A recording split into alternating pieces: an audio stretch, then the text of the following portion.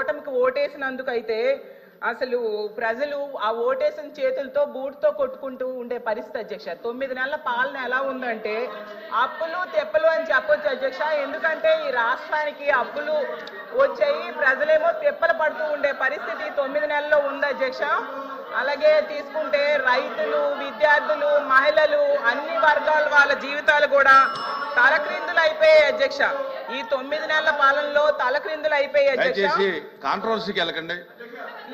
ఈ ప్రభుత్వం మాత్రం గతంలో గవర్నర్ గారి ప్రసంగంలో చెప్పారు అధ్యక్ష, గతంలో విధ్వంసం జరిగింది, ఇప్పుడు మేము సుపరిపాలన అందిస్తున్నాము అని చెప్పారు అధ్యక్ష. అసలు సుపరిపాలన అంటే ఏంటి అధ్యక్ష అని నేను అడుగుతున్నాను అధ్యక్ష. అంటే సూపర్ 6 పథకాలు ఎగ్గొట్టడం సుపరిపాలన నేను అడుగుతున్నాను అధ్యక్ష. చరిత్రలో ఎప్పుడూ లేనట్టుగా 9 నెలల్లో 1,00,000 కోట్ల పైగా అప్పులు చేయడం సుపరిపాలన నేను అడుగుతున్నాను అధ్యక్ష. రోజుకి 50 మంది మహిళలపై అఘాయిత్యాలు, నేరాలు జరగడం సుపరిపాలన నేను అడుగుతున్నాను అధ్యక్ష. అలాగే బెల్ షాప్స్ ద్వారా మద్యం ఏరులై పారడం సుపరిపాలన నేను అడుగుతున్నాను అధ్యక్ష. అలాగే మెగా డిఎస్సిపై తొలి సంతకం పెట్టి 9 నెలలైనా కూడా అది పూర్తి చేయకపోవడం సుపరిపాలన నేను అడుగుతున్నాను అధ్యక్ష. అలాగే ఉద్యోగులకు డిఏ, పిఆర్సి, ఐఆర్ ఇవ్వకపోవడం సుపరిపాలన నేను అడుగుతున్నాను అధ్యక్ష. రైతులకు గిట్టుబాటు ధర ఇవ్వకపోవడం సుపరిపాలన నేను అడుగుతున్నాను అధ్యక్ష. 83 లక్షల మంది విద్యార్థులకు అమ్మఒడి, అలాగే వీళ్ళు చెప్పిన తల్లికి వందనం ఎగనామం పెట్టడం సుపరిపాలన నేను అడుగుతున్నాను అధ్యక్ష. ఈ రాష్ట్ర ప్రజలకు రైతులు 53 లక్షల మంది ఉన్నారు అధ్యక్ష, వాళ్ళకి రైతు భరోసా ఎగ్గొట్టడం సుపరిపాలన నేను అడుగుతున్నాను అధ్యక్ష. ఈ రాష్ట్ర ప్రజలపై 15,000 కోట్ల విద్యుత్ భారం వేశారు అధ్యక్ష, అది సుపరిపాలన నేను అడుగుతున్నాను అధ్యక్ష. 13,000 కోట్ల విద్యుత్ ఛార్జీలు భారం వేశారు అధ్యక్ష, అది సుపరిపాలన నేను అడుగుతున్నాను అధ్యక్ష. అలాగే 60% నిత్యావసర సరుకులు ధరలు పెరిగాయి అధ్యక్ష ఈ 9 నెలల్లో, దాన్ని సుపరిపాలన అంటారా నేను అడుగుతున్నాను అధ్యక్ష. అలాగే మహిళలు సగం మంది ఉన్నాం అధ్యక్ష, మహిళలకు ఇచ్చిన హామీలు ఏ ఒక్కటి కూడా అమలు చేయకపోవడం సుపరిపాలన నేను అడుగుతున్నాను అధ్యక్ష. ప్రత్యేక హోదా సాధించే అవకాశం ఉండి కూడా సాధించకపోవడం సుపరిపాలన నేను అడుగుతున్నాను అధ్యక్ష. పోలవరం ప్రాజెక్టు విషయంలో ఎత్తు తగ్గించడానికి కేంద్రం దగ్గర రాజీ పడడం సుపరిపాలన నేను అడుగుతున్నాను అధ్యక్ష. ఎంత దారుణంగా ప్రజలను ఇబ్బందులు పెట్టి మోసం చేస్తూ తమ పరిపాలన సుపరిపాలన అని చెప్పుకోవడం ఎంతవరకు సమంజసమని ఫైనల్ గా నేను అడుగుతున్నాను అధ్యక్ష. అలాగే ఉద్యోగాల కోసం గవర్నర్ గారు చెప్పారు అధ్యక్ష, 9 నెలల్లో 4 లక్షల మంది యువతకు ఉద్యోగాలు ఇచ్చేసామని చెప్పారు అధ్యక్ష. ఎందుకంటే కల్పించబడినవి అన్నారు, అసలు ఏ శాఖలో కల్పించారు, ఏ కంపెనీల్లో ఇచ్చారు, ఎక్కడ ఇచ్చారో తెలియజేయాల్సిందిగా అడుగుతున్నాను అధ్యక్ష.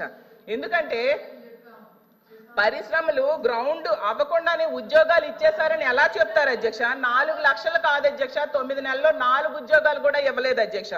గతంలో జగన్మోహన్ రెడ్డి గారు ముఖ్యమంత్రిగా ఉండేటప్పుడు కేవలం 6 నెలల్లో 1,25,000 ఉద్యోగాలు ఇవ్వడం జరిగింది అధ్యక్ష.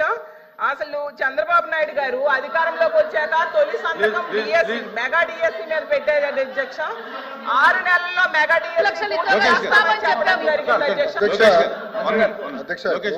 చాలా స్పష్టంగా 4వ పేజ్ ఒకసారి దయచేసి గౌరవ సభ్యురాలని చదవమంటున్నారు అధ్యక్ష. To date, investors have pledged investment of 6.5 lakh crores with an employment potential of over 4 lakh jobs. Potential. ఇచ్చామని ఎక్కడ చెప్పాం మేడం? మేము ఇచ్చామని చెప్పలేదు మేడం, ఇక్కడ పొటెన్షియల్ అని చెప్తున్నారు. ఎందుకు మేము తప్పు చెప్తున్నారు అధ్యక్ష? చూపించండి అధ్యక్ష, ఇది కరెక్ట్ కాదు ఎట్లా ఉందా? తెలుగులో అలా ఉందా? తీయండి, తెలుగు కూడా తీయండి, తెలుగు కూడా వచ్చమ్మా, తెలుగు తీయండి, పుస్తకం తీయండి, నో ప్రాబ్లం. కానీ సత్యదూరం మాటలు చెప్పకూడదమ్మా, సత్యదూరం మాటలు చెప్పకూడదమ్మా. అనిత గారు చెప్పండి, చెప్పండి. ప్రింటింగ్ మిస్టేక్ పడిందా ఏంటి చెప్పండి. లేదు, 2 లక్షల ఉద్యోగాలు కల్పించాలని లక్ష్యంగా పెట్టుకున్నాం, ఉద్యోగాలు కల్పించాలని లక్ష్యంగా పెట్టుకున్నాం. చూడమండి అధ్యక్ష, ఎక్కడైనా ఏ పేజీ?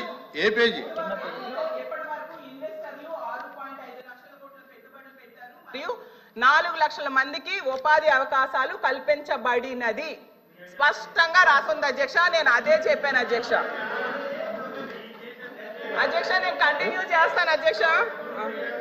అలాగే చంద్రబాబు నాయుడు గారు మళ్ళీ చెప్తున్నాను, ప్రభుత్వం చాలా స్పష్టంగా చెప్పనండి, నేను చదువుతున్నాను మేడం, ఇది గవర్నర్ ప్రసంగమే మేడం.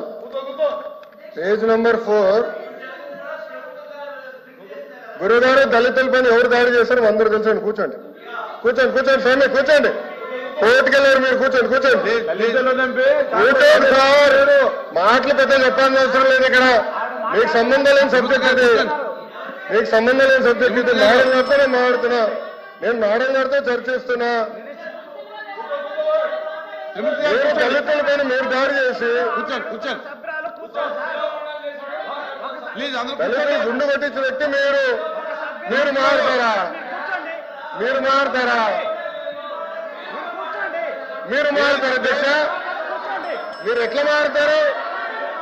ప్లీజ్ దయచేసి కూర్చోండి. చాలా స్పష్టంగా చెప్తున్నా. ఎందుకు మారుతారు? ప్లీజ్ మీరే మాట్లాడేది. మీరు ఒక ఎత్తు, ఇంకొక ఆయనేమో డైరెక్ట్ గా సవాన్ని డోర్ డెలివరీ చేశాడు. ప్లీజ్ అలాంటి వాళ్ళు కౌన్సిల్ ఉన్నారు. ఇంకో సభ్యుడేమో డోర్ డెలివరీ కూడా చేశారు. అవసరం లేదు మాట్లాడేది. హలో బ్రదర్, కోర్టుకెళ్ళింది మీరు. లోకేష్ గారు ఫ్యాక్ట్ చెప్తున్నా. లోకేష్ గారు ఫ్యాక్ట్ చెప్తున్నా. ఇక్కడ చాలా స్పష్టంగా లోకేష్ గారు అధ్యక్ష, ఇక్కడ చాలా స్పష్టంగా లోకేష్ గారు తెలుగు ఇక్కడ చాలా స్పష్టంగా తెలుగు మళ్ళీ చెప్తున్నా అధ్యక్ష.